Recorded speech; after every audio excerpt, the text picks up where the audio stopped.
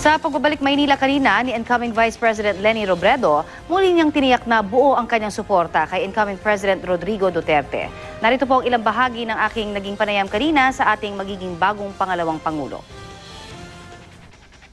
Hindi ito yung usual na pag-uwi ninyo mula sa Naga dito po sa Maynila dahil ngayong araw ipoproklama na ho kayo. Ano ho ang pakiramdam? Masaya na matatapos na din yung paghihintay kasi after the proclamation pwede nang magtrabaho para mag-transition. Siguro after ngayong araw, yung halos isang buwan na natitira, gugugulin na sa paghahanda.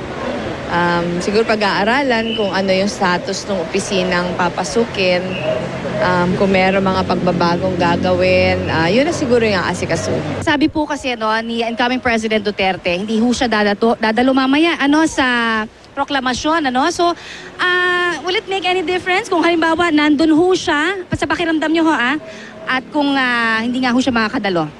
Siyempre, mas maganda sana kung nandyan siya. Pero hindi naman yata required yung aming presence ngayong hapon. Although dadalo ako kasi miyembro pa din ako ng Kongreso. Saka para naman sa akin, isang historic na okasyon nito. Pero marahil si incoming President Duterte, nasa Davao kasi siya, napakarami ding inaasikasong bagay. Meron ng nanay at meron ng tatay ang bansa. So sa inyo po, palagay bilang magaling ang mga nanay sa pagbubuklod ng bansa, or I mean in particular sa pamilya, sa papaanong paraan ho na sa tingin ninyo uunahin yung mapagbuklod ang bansa na talagang nung nakita natin sa eleksyon talagang watak-watak eh? Ako pinakauna siguro is to assure incoming President Duterte na he has my 100% support. Yun naman yung pinakamahalaga na nagkakasundo yung Pangulo sa kapangalawang Pangulo. Kasi para din ito sa maayos na, hindi lang maayos na samahan namin dalawa, pero yung maayos na samahan kasi namin, yun din yung parang yun yung unang step na makaka-unite sa mga tao. Yung sa akin lang, sana maiwan na yung parang kapangitan na dinulot ng eleksyon at mag-umpisa na sa pagre-rebuild ng samahan ng ating mga kababayan. Talagang maraming mga hindi magaganda na nangyari nung eleksyon, pero hindi kasi ito pwedeng tumagal.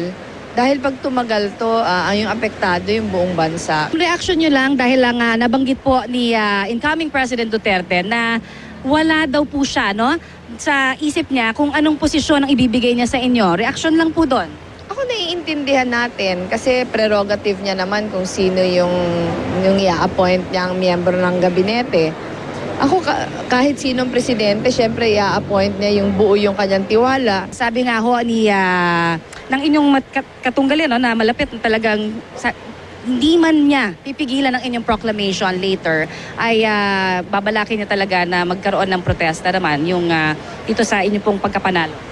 Karapatan niya naman yan. Yung sa akin naman, mas mabuting ang ihain ng formal yung reklamo kesa dinadaan sa media. Kasi tingin ko unfair, hindi lang sa akin, pero sa taong bayan na binibilog yung paniniwala, binibilog yung kaisipan sa mga bagay na wala namang pruweba. Pakiusap ko lang, tama na yung pagsisinungaling.